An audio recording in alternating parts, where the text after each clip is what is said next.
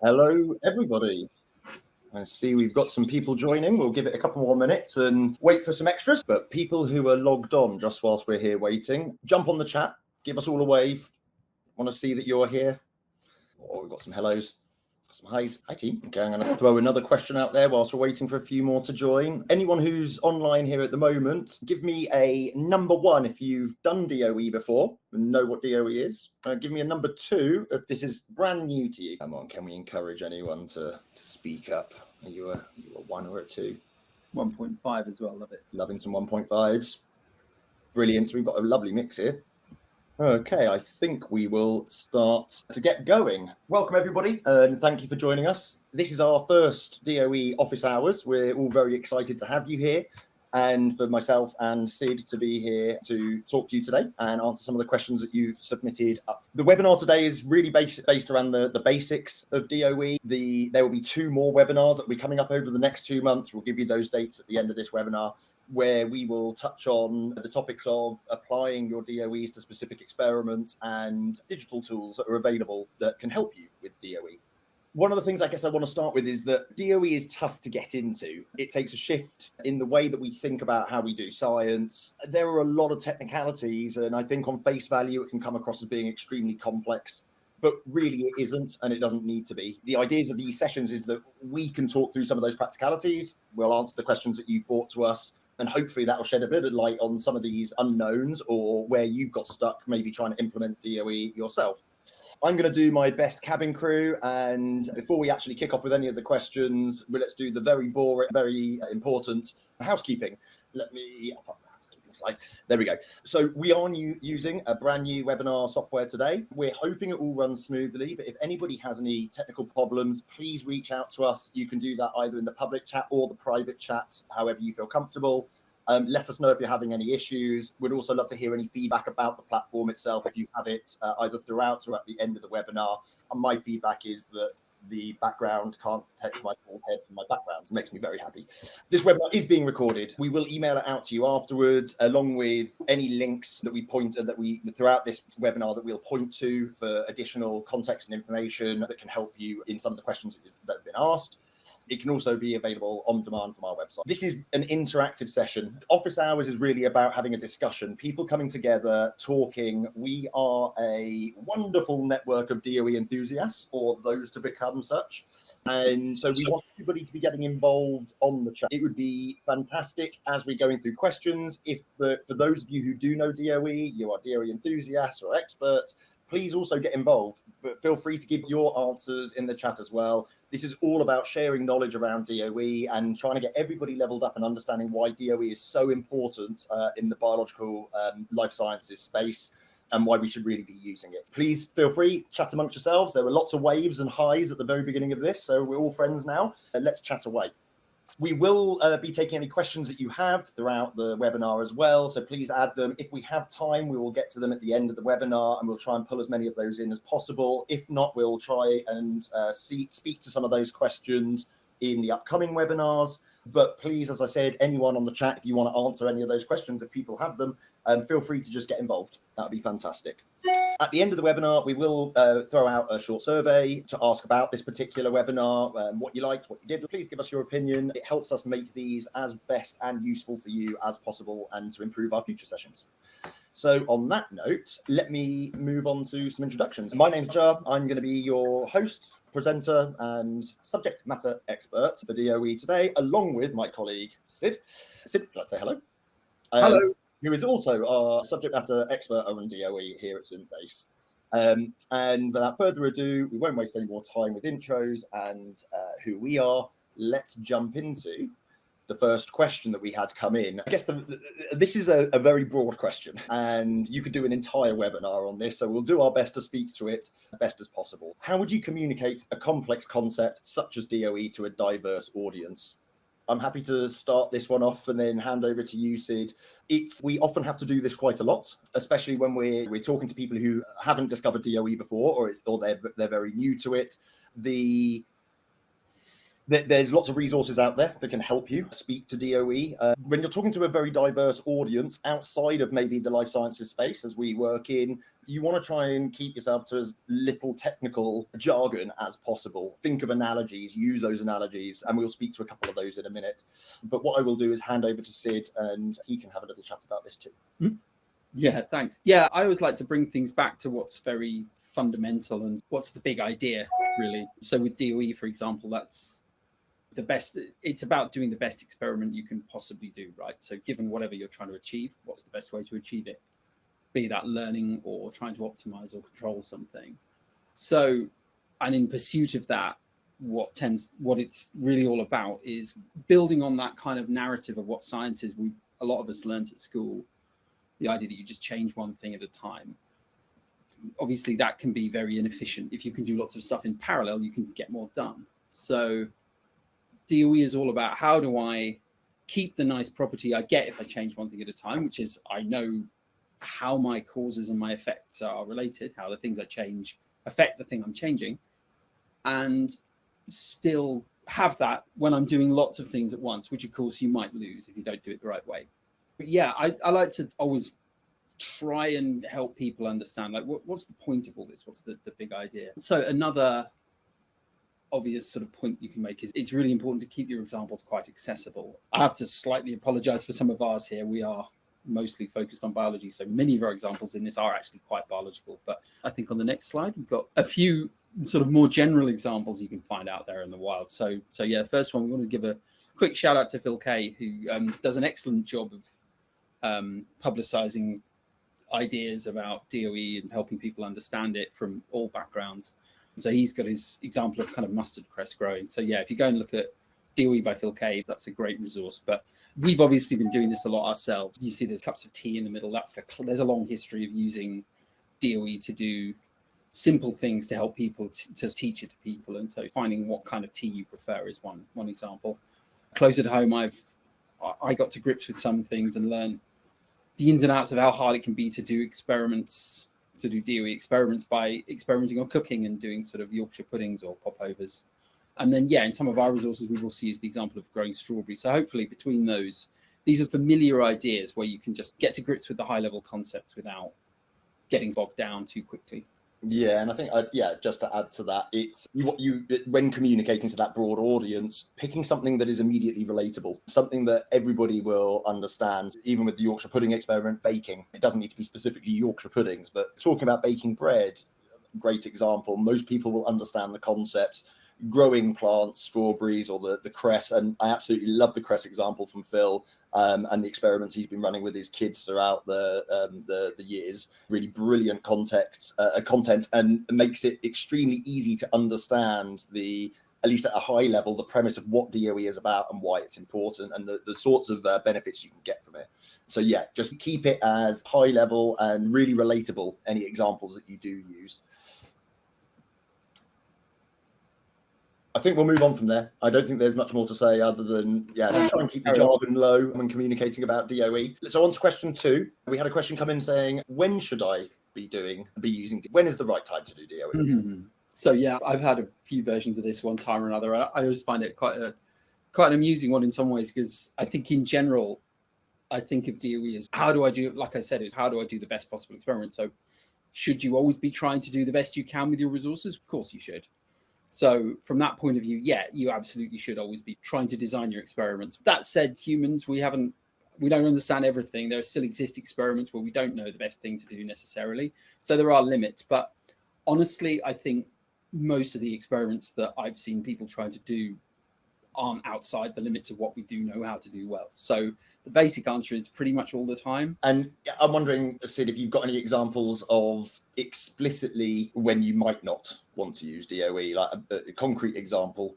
The most concrete one I have is, if you really are only testing one variable, probably don't need to worry about. That said, there's still ways that you can, depending on what exactly you're trying to do, there's still ways you can apply some ideas from DOE. But yeah, the moment you get beyond, if you're really sure there's only one thing that matters, then fine. But usually it's easy to think of more than one thing that might matter, and at that point you're in the DOE territory basically. Yeah, and I think there's always that case of you think that there is only one thing that is important in your system, but you're biasing yourself on the knowledge that you think you know, and as we all know, we don't know what we don't know, and so often it's the case that it will be more than just the one thing that matters in your system. So really, do DOE all the time. It's great. On to the next. Question 3. What's the step-by-step process for doing DOE? We had a lot of questions come in that sort of relate to the sort of the flow, various stages of the DOE process. And so we bundled some of those questions up together in this flow, which I think then speaks quite nicely to that step-by-step approach. We will, I guess, first want to kick off earlier on when we said about presenting DOE to a broad audience, not to use jargon. Sadly, if we want to talk about what the step-by-step process for doing DOE is, there is some terminology that we would like to share with you, so it makes it a little bit easier for you to understand. In the first instance, we'll talk about some of this terminology. Sid, do you want to take this, or do you want me to take this? You go ahead. Yeah, okay, cool. In DOE, you'll hear terminology and terms that might be a little bit unfamiliar to you, but really you will understand what they are. So in DOE language, what we like to call factors are essentially the inputs that you are planning on changing. So that might be your concentration or your temperature or the pH or the buffer type that you are using. What you will hear is called a response is the thing that you're going to measure. Now, that might be your fluorescence. It might be the density of cells. It really depends on what your particular application is, but it is the data that you're measuring that you want to try and maximize or minimize or find the optimal value. You can have many factors in a DOE. It's not constrained to 2, 3. You can have up to 20, 30. With each of the factors also potentially having many levels. And when we talk about levels, that language is referring to what are the set points at which you're going to test. And that could be things in the temperature example here, the concrete temperatures that you want to test as part of your overall DOE. So a little bit more language. If you were to take all of your factors and all of the levels and you were to do a combination of everything against everything else, what you have there is what we call the design space. It is the potential space within which you can operate and where you can learn. So it's absolutely everything. But of course, with DOE, we don't want to do absolutely everything because it would take far too long and there'd be too many experiments. What we tend to do is test what we call runs. So we will one very distinct combination of your factors at specific levels is what we call a run. So a DOE design space will have the full factorial of runs, but we are going to pick out a subset of those to do. And that strategic subset of those runs that you select out of every possible one is called the actual design. So the design is the subset, the design space is the total possible combinations you could pick from. So I think that is all of the terminology stuff enough for us to be able to continue with the questions and conversation. And I will hand over to Sid to talk about some of the steps. Yeah, so the question was on part of the original question we didn't put in the slide, but it was worth mentioning is there's a question about is there a checklist? And there's two answers to that. In general, DOE is very flexible. There's lots of different tools. It's like a toolkit that you can choose different things from for different jobs. And so really using it is all about identifying which job you're trying to do and therefore which tool to use to do it well.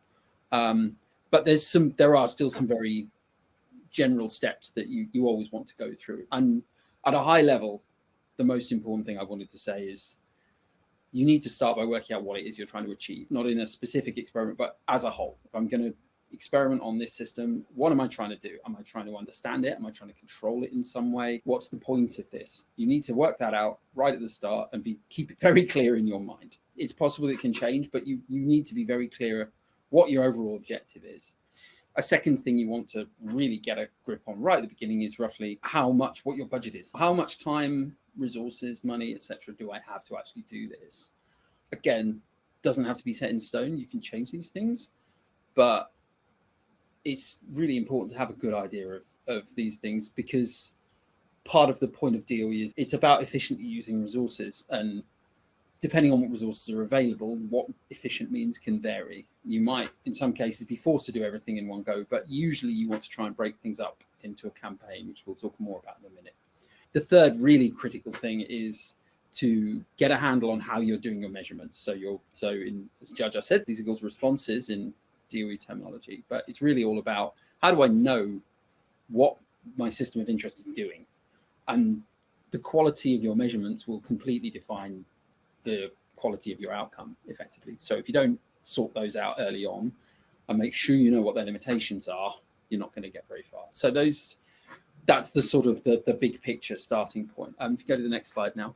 Yeah, and just before we do, and I'm assuming as well that you want to have the best way of being able to measure your response as possible. The analytical process or assay that you might use to do that is a classic example of where DOE can be applied as well. Yeah, true. And obviously, again, the whole point of DOE is to operate in the real world. If you know that your measurements have some limitations, then you try and accommodate for that in the way that you do your experiments and that kind of thing. So it's always possible, even if you don't have the best. But ideally, you should at least know how good your assay is, and ideally that it's good. Yeah. Carry on. Okay.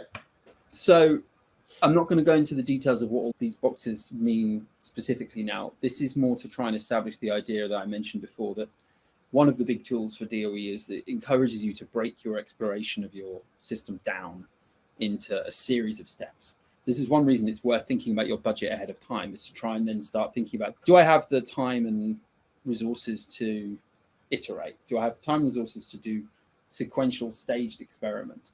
If you do, and hopefully you do, you'll do an awful lot better than if you try and do everything. The specifics of these boxes is then there's different tools for different purposes. As you go through your experimental campaign, you reach different stages. We'll talk about that in more detail a bit later, but it's important to know that there's this sort of feature of having this kind of campaign structure built in. And that's a critical part of how it helps you to break down these difficult questions into more manageable pieces. And then, so finally, when you're actually in one of these stages, then there's a series of specific things that you might do that you always go through. So you start by working out, okay, so we've got our sort of global objective. How is this stage going to help us make a step towards it? So you work out what the objective of this specific stage is. So you might have, for example, lots of different factors you're exploring, and you want to try and whittle them down to a smaller number. That's a very common thing to want to do. Or you might have gone quite a way through the process, and you might be saying, right now, how do I identify where the best possible setting of all my factors is? So then this leads into this question of what factors am I actually going to choose? And yeah, we've got another question on that. We'll go into that in more detail. So what factors are we going to choose? What levels am I going to set them to? So what specific values am I going to explore? It's what the limits are. Once you know this, and you've got some idea of how much budget you plan to expend at this point, which obviously has to be taken with reference to how much you're spending as a whole. You don't want to blow it all on your first iteration, ideally. You then need to choose what specific design you're going to use. And that's mostly governed by the stage you're at and some other features like what factors are in there, what levels you'd want to choose, that sort of thing. Then you get your hands dirty, you actually do your experiment, gather your data. Usually then you need to do some work on your data to make it analyzable. Sometimes the raw measurements you take don't give you the exact thing you're trying to optimize. So you need to derive that in some way. But one way or another, you need to create a table that you can analyze, basically, that shows that has all the factor values aligned with all of your response values. And then, then you get to the really fun bit, which is where you actually do your analysis. This typically involves that DOE is all about trying to use certain types of modeling techniques, which again we'll define later properly. So it's really built around this idea of using models to explore things. But you've got to remember, of course, this is still data like any other. And so you shouldn't just abandon all your normal practices. It's still a really good idea to just treat this as any other data set, do a bit of qualitative analysis first, then do some model building. And then when you finally got something you're happy with, you think got to grips with what's going on, then you can decide what to do next. Yeah, and I think one thing to highlight about this process, whilst we've titled it the DOE process, it's more just the experimental process. Forget about the design of experiments lens on this. As a scientist going into the lab, even if you were running what we call a one factor at a time experiment, as we probably were all taught back in education, you are still going to pick what is the input that you're going to vary in the system that you're studying. You're still going to then do some sort of experimental planning about what my controls are going to be and what levels am I going to test. You're going to run the experiment, then you're going to generate some data. you're going to have to do some sort of maybe data manipulation or preparation to go from raw analytical data to biologically meaningful. And then you'll do some sort of interpretation or analysis of that data. And so the process itself, when you're inside one of these sort of DOE stages, really is not different at all from what any of us have done in the past in labs for any experiment. It's just a slightly different way of thinking about how you do the design, and you're using statistics to help you pick the most appropriate sets of experiments to do to answer your questions.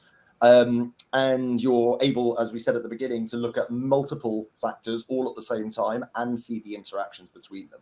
So it's only a slight shift from what you're already doing. And this is why I wanted to highlight that, because I think there's a misconception that this is significantly different to how we operate as scientists, and it really isn't.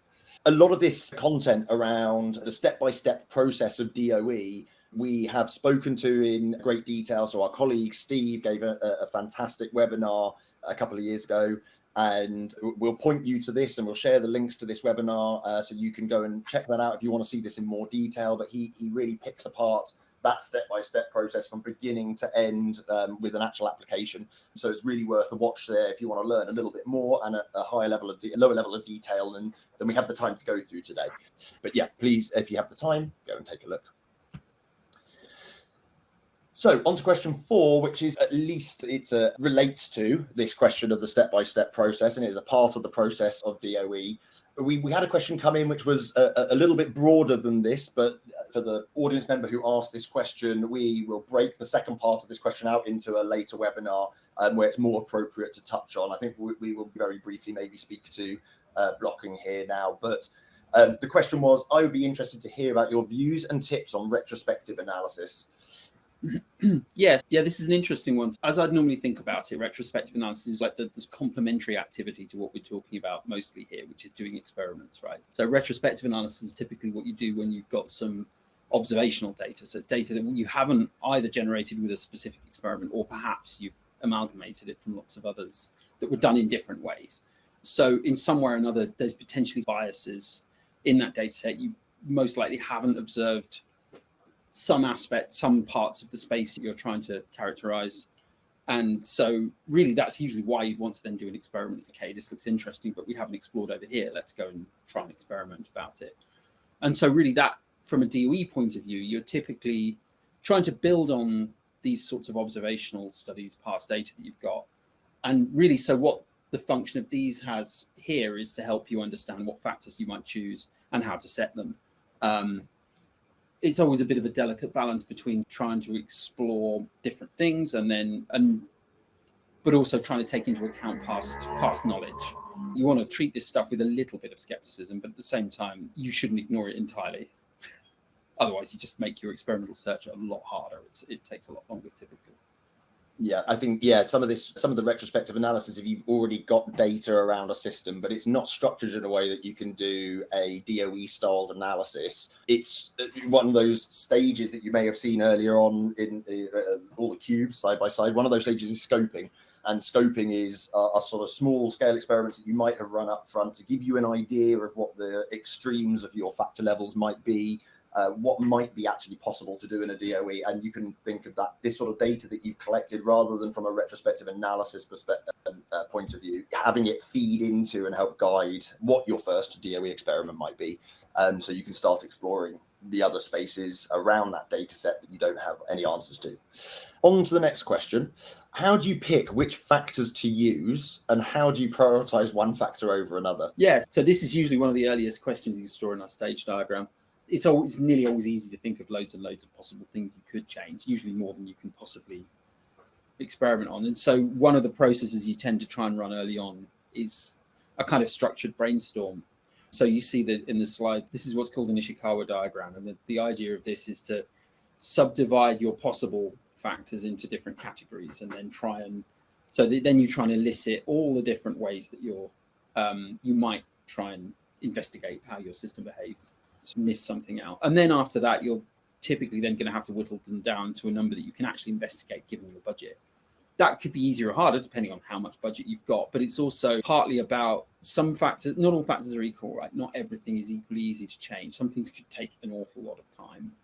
Like I've had the example in the past where people wanted to study the effect of different cryoprotectants on something that you've frozen, and you need to freeze something for different lengths of time to see that. And obviously that's very time consuming. So you typically, so depending on how hard the prioritization is, you may have a bigger or a smaller problem here. But broadly speaking, you want to try and do two things really. You want to try and spread as far as you can to cover different things and choose a representative from each of these categories where you're not really sure what to do.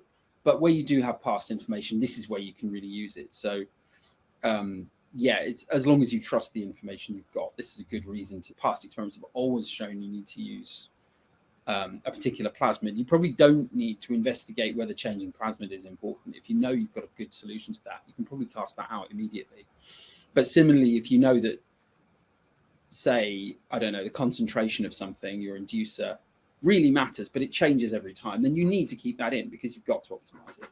Yeah, I completely agree. I think the brainstorming of factors up front, of absolutely everything you could conceivably imagine of changing that might impact your system, and then working then through all of those factors, throwing out, in the first instance, sometimes ones which you know are going to be infeasible for you to control and change, but you are aware that they may have an impact, all the way down to once you've got a more manageable set of factors that you think, okay, this is something that I could potentially use, stack rank them in priority as well. Which factors you then take forwards to actually test in your first DOE will also be impacted on, as sort of mentioned earlier, the number of runs. So how much cost can you put against that experiment? The more factors you have, the more experimentation you need to do. Yeah, it's all of these things interlinked and balanced, but there is these plots can be called fishbone plots or Ishikawa plots. You can look them up. They're extremely useful, and there is a process behind how you pull these together.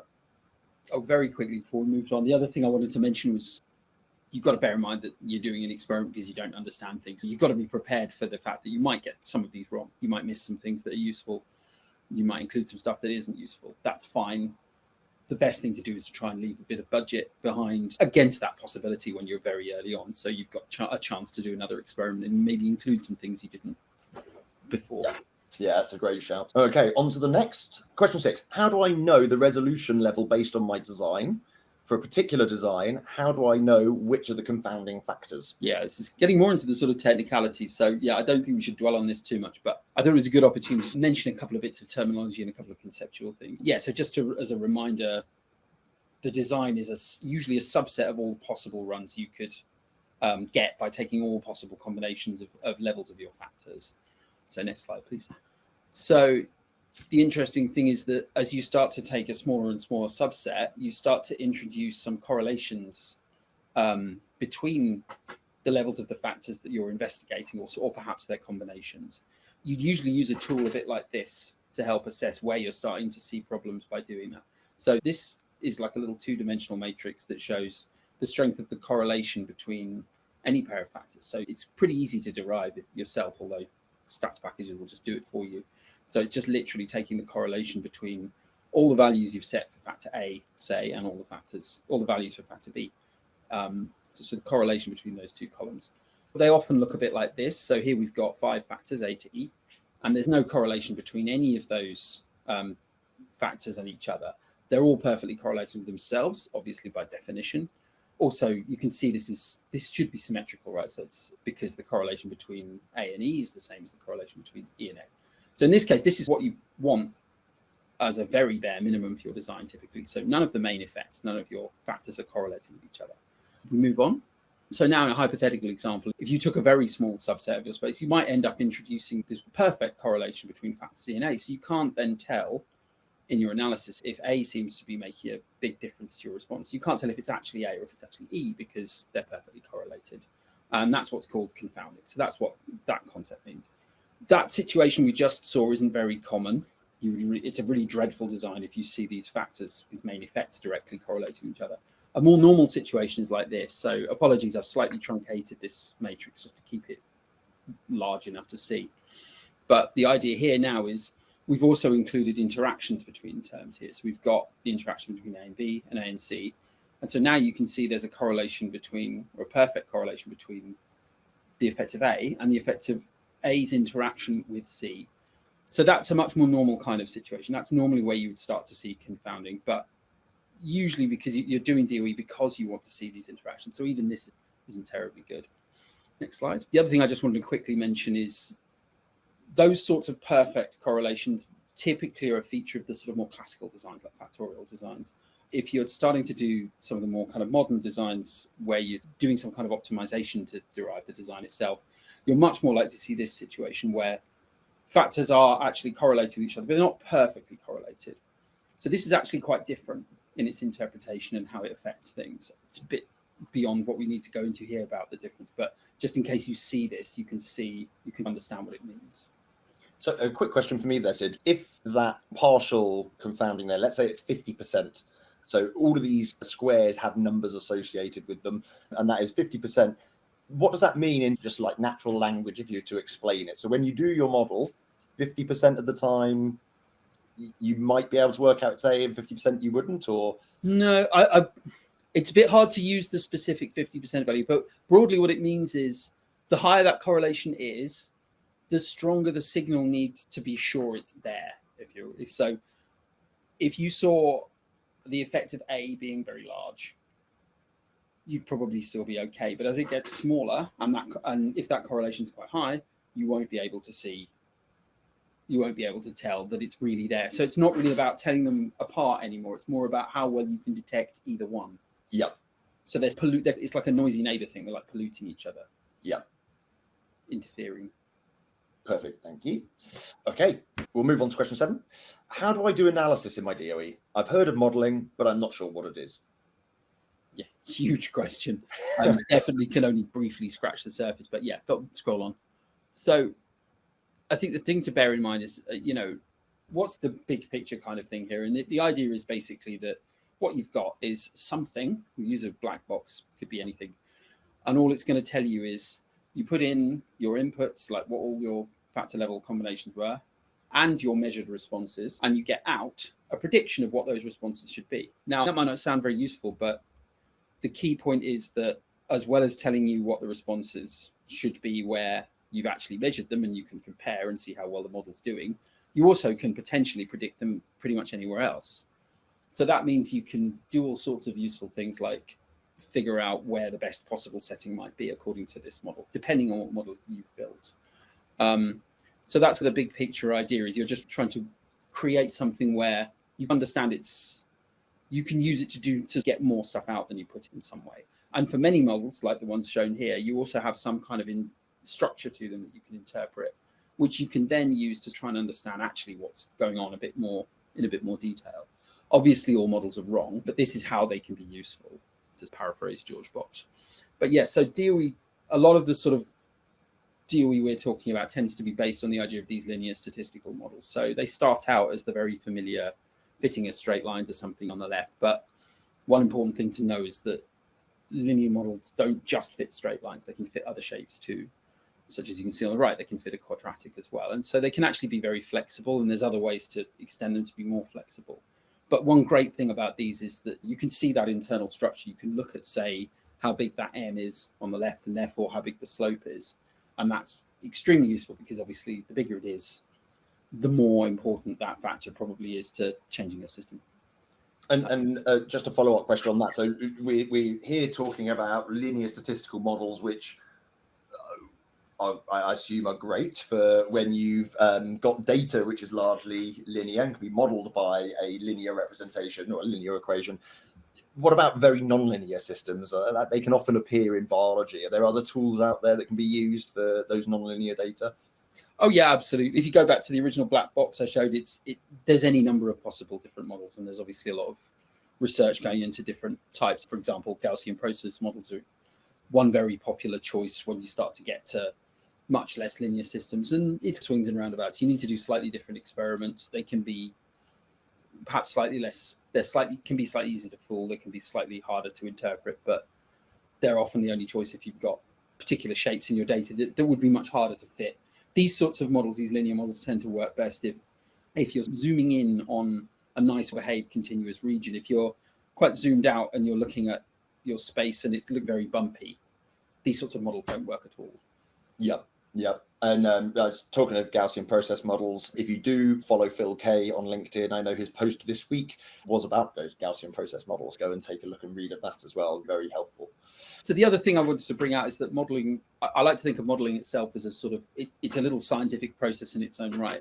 So yeah, in a webinar I did a little while ago, I used this idea, I have this sort of modeling loop. So there's a sort of an iterative process that you go through where you've got your data, you're going to then build a model to try and explain it, have a look and see how well it does, and then maybe change it and see if you can improve it somehow. And there's different ways you can change it. You might say some points are badly behaved because actually the measurements are just totally wrong, so you can remove those. Or there's other things you can do to change the overall shape of your response to make it more modelable according to the assumptions of the model you're using. But you're going to go around that process, go around that loop a few times before you then decide on something you're happy with.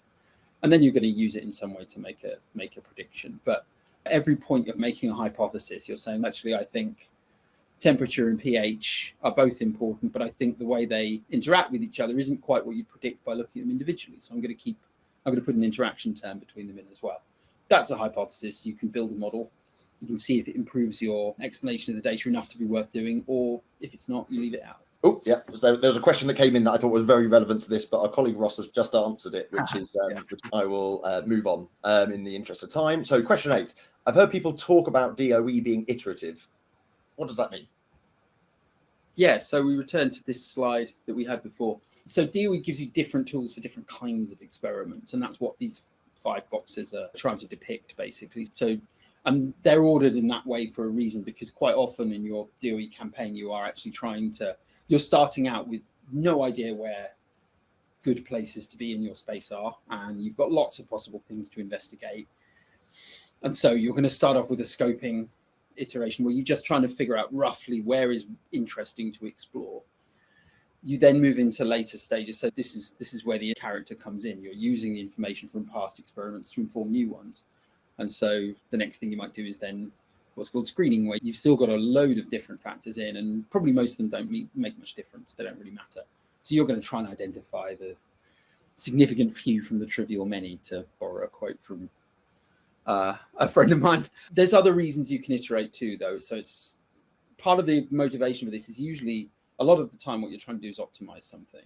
And when you optimize, it's useful to have as few factors as possible, and ideally for them all to be just numeric quantities, continuous things, not categories of things.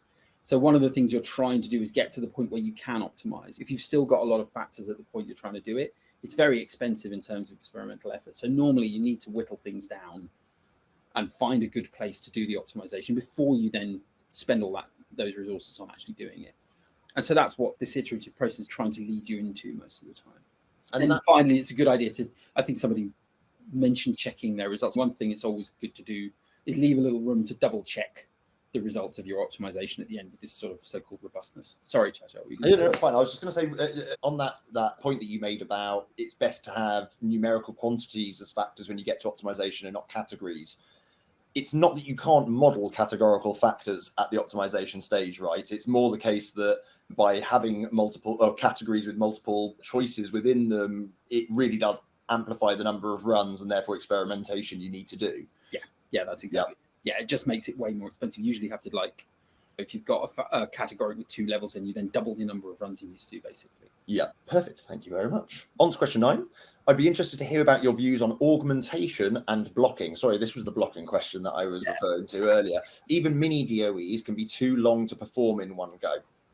Yeah. So this is where your qualification you gave earlier comes in, because we're not really going to talk about blocking here, unfortunately. I will briefly mention. So blocking is what you do when it's how you make it safe to split a single experiment into multiple bits that you then do separately. There's a whole bunch of statistics you can use to make sure that doesn't interfere with your results too much. But yeah, it's interesting to introduce this concept of augmentation. It links back to what we were talking about earlier with confounding and aliasing and design resolution and that kind of thing. So if you look in the top left here, typically you often start with a relatively stripped down. You try and get away with being as stripped down as possible. That means you get this problem of confounding can come up. And so if you get an experiment and because of the confounding, you can't really make sense of your results, one option you have is then to do another experiment to fill in those gaps. And that's what's called a foldover. That's at the bottom there. And once you do that, you've then added the missing bits of your experimental cube. And then hopefully that means you can tell the difference with the things that previously were confounded. You've now solved that problem by doing those extra runs. Then you often, so someone else asked about RSM designs, and yeah, so the next thing you can do if you want is you can then just do a small number of extra runs, and you can turn that whole thing into a full RSM design, a central composite design, which you can then build an optimization model from. So this is something that you'll see in sort of classical DOE textbooks. Where it links back to blocking is the interesting assumption here is that it's safe to do this, right? I can do an experiment on day 1, and then I can fill in the gaps from that experiment on day 2, and those 2 data sets will be compatible. I'm a bit cautious about that. My experience, at least in biology, is that quite often different experiments on different days can be quite different to each other. And so there's quite a big risk those things aren't compatible with each other. So that's where you really need to start thinking about blocking. But you also need to think about having overlaps between the different experiments you're running just to make sure it's safe. Because otherwise you can end up in a very puzzling situation. You can't really tell, has something gone wrong, or did I miss something in my first analysis? There's a really interesting question that just came in asking, can we call these CCD designs as three level designs? CCDs are actually not 3-level designs, they're 5-level designs. If you were to flatten this cube into 2 dimensions, so you can actually see the axial points that come out and the center point, on any one plane, you have 5 points. So there's 5 levels. There are many different types of models that you can apply at this sort of response surface modeling phase, so RSM phase, and they're often always used for optimization. But so optimal designs with an eye optimality criteria is one, but Box-Benken designs are another type of design where they are 3-level designs, and they're structured in a way that you end up with less runs than a CCD, but you don't get quite as much information because you don't have any of the factorial points, any of the corner points. So that there are pros and cons to these different designs depending on what you're trying to do. Similarly with CCDs, this is a certain type of CCD design. You have others like face-centered CCDs where those axial points sit on the face rather than protruding outside of the face. So they can be 3-level CCD design. So it's not strictly that they're all 3-level. It does depend on the type that you pick. And as we said, these RSM designs, there are lots of different flavors and types that you could run at this stage as well. RSM is more response surface methodology or response surface modeling, you might hear it being called, is more of a technique rather than a specific type of design. There are different named designs that fall underneath the bracket of RSM. Hopefully that answered your question. Okay, brilliant. And we'll get on to the last one, and then we'll leave some time for hopefully a couple of questions if they've come in that haven't been answered. Does DOE always work? Which I think is a great question. Always a good one. Yeah. Before you jump into it, I think it's worth us sort of, it's the inception question about the question, which is what does work? But yeah, I'll hand over to you. Yeah, I was going to say the same thing. It just depends what you mean by work, right? Obviously, if you're trying to do something that can't be done, you may not know it's impossible. If it's impossible, nothing's going to help you, right? That's a bit of a sucker punch answer, though. Another thing to say is there's always risk, right? In any experimental situation, you don't know what you're doing. You don't know what you're going to get. That's why you're doing the experiment. But I tend to feel like, in a broader sense, the only way experiments truly fail is if you learn absolutely nothing. And that's pretty unusual. And I think the amount you learn with DOE is typically going to be higher than if you don't do things in a reasonably structured way and investigate several things at once. Yeah, it doesn't always work, but it's pretty much, again, you're trying to do the best you can. You're usually going to do better if you try and do the best you can than if you do things a bit more haphazardly and don't try and do that.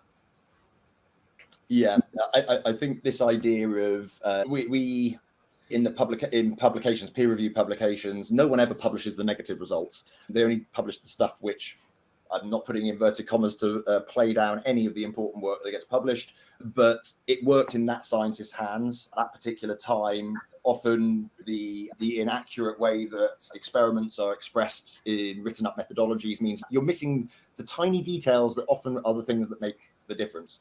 What I love about DOE is that a negative result is just as important, you learn just as much from as the positive results.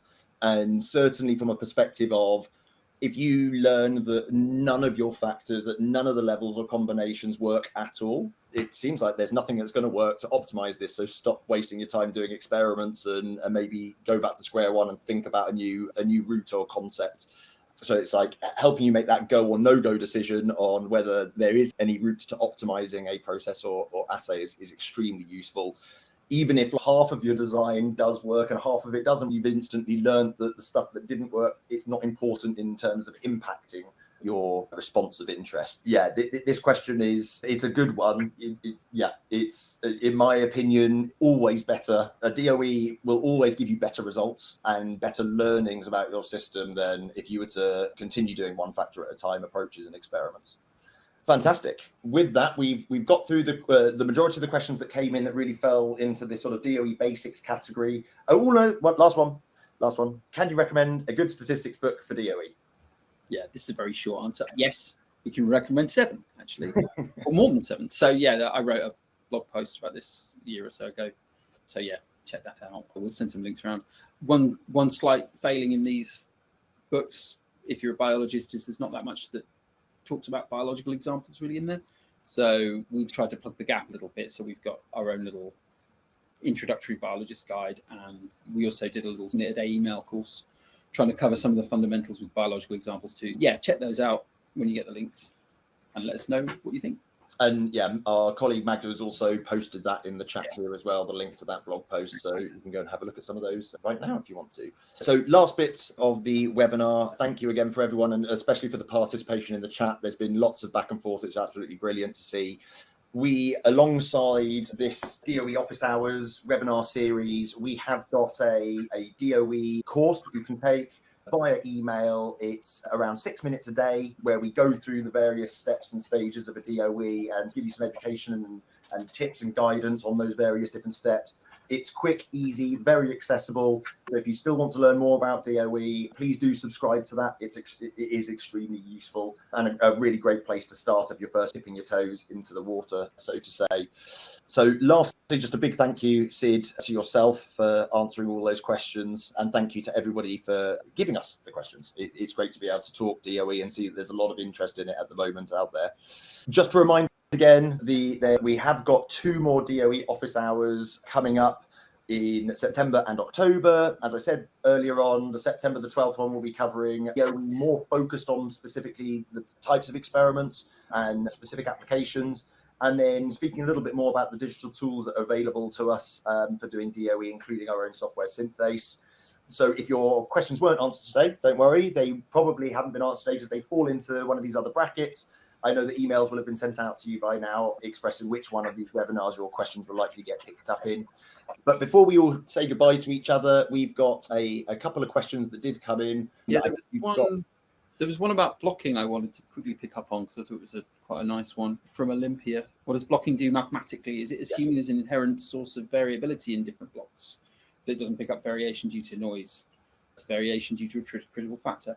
Yeah, so I just wanted to comment. So yeah, we will go into blocking more, but yeah, the key idea here is, if you remember what I said about correlations between factors, so the risk you run if you run experiments in blocks is that your blocks will be somehow correlated with some combination of your factor settings. So really what blocking does is tries to minimize that correlation as much as possible so that each block is completely independent of any of those interesting factor combinations as much as possible. So that makes it a lot safer. So I hope that helps. That's the sort of the core idea behind it. And there was another question that came in from Bernardo, which was, do you have a preference between RSM and Taguchi design? Mm-hmm. This could be showing my naivety, but if I recall, Taguchi designs are much more akin to fractional factorial designs, and they are better suited for that sort of screening stage where you're trying to identify, are these factors of interest or not? Whereas RSM designs tend to be more about the optimization and fitting a quantitative model or a high quality model to your data.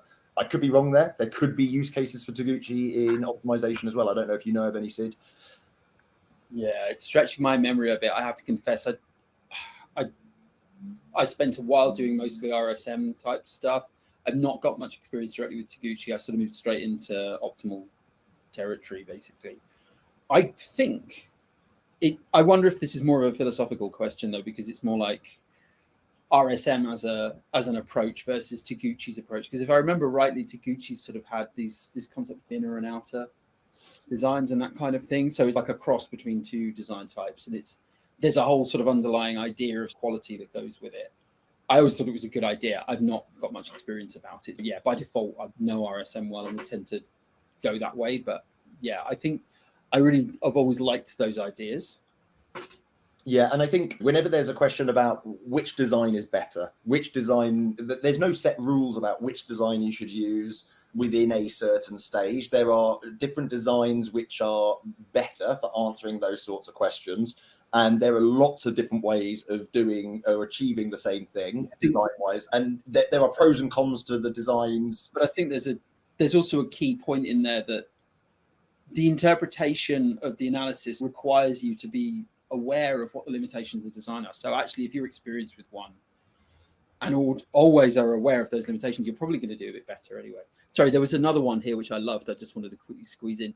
Do the traditional DOE designs still have a place, or are more modern designs such as custom designs more favorable? Yeah, as just said, there's no uniquely best answer. I think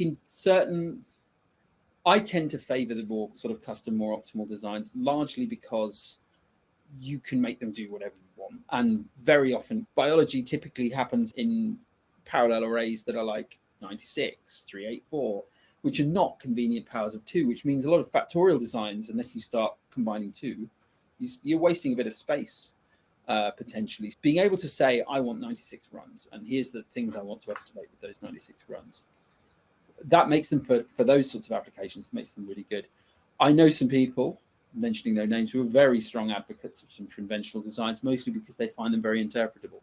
And I've got a lot of sympathy for that. But yeah, certainly for me, I think that the optimal designs are where I would typically go these days.